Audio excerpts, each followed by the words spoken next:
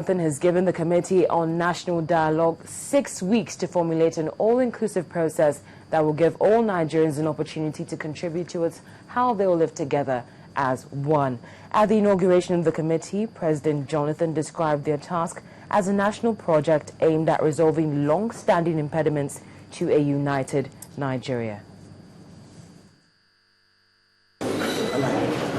Barely 1 week after announcing their names, President Jonathan gathered all the members of the advisory committee but one, Professor Ben Wabweze, who is said to have sent his apologies because he is undergoing medicals abroad.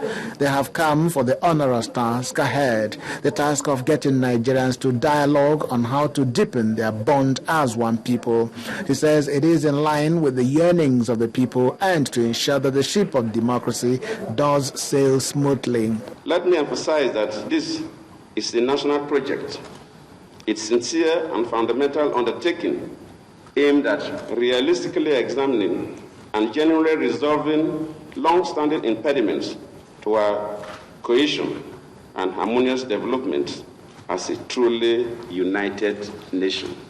The terms of reference for the advisory committee include to call all relevant stakeholders with a view to drawing up an agenda for the confab or dialogue, make recommendations on the structure, make recommendations on how representation of the various groups will be determined, and advise on the legal framework, among others. Over the period, we have been wasting so much time putting wedges on our fault lines.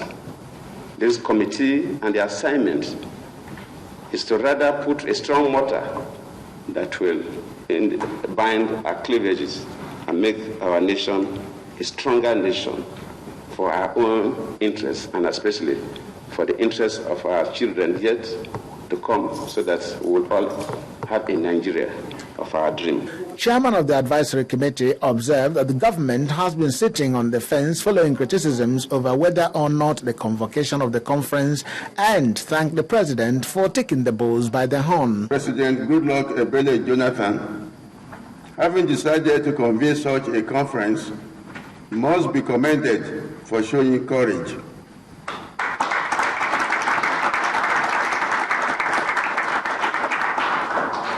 He has, by his present move, shown himself to be a listening president, a president willing to accede to the yearnings of majority of Nigerians, a president with a strong commitment to sincere constitutional reform as part of his ongoing transformation agenda. The president's sincerity and commitment are further buttressed by the fact that he has not established any so-called no-go areas for this committee, thus opening up for discourse all aspects of our present constitution and national life. The members of the committee are hopeful that they will succeed, and by the time they finish with the assignment, critics of the idea would have been persuaded by its benefits to the nation. Chukwuma Onwekusi, Channels Television News. In the meantime, reactions are trailing President Jonathan's decision to convoy a national conference. Even as the Senator Okuromu's committee sets out on its mission, there are concerns about the agenda and representation of delegates. Our political correspondent, Shinwo Kimberley, tells us more.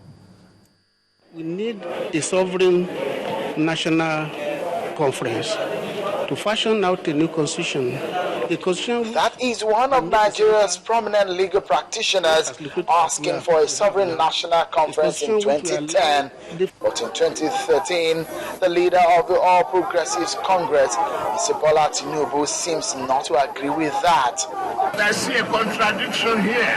I will discuss with my party. I see a diversion here. I will discuss with my party. I see deception here. I will discuss with my party. I see lack of honesty and integrity here. The constitution of the committee chaired by Senator Okuromu has also generated reactions. I told you we'll never canvass for the conference. And we therefore don't know the name, the content, and the area it will cover. We don't even know the scope. It's just a cosmetic approach to our solution. It's not a direct approach. The real approach to the solution is National Sovereign Conference. It's a right step in the right direction.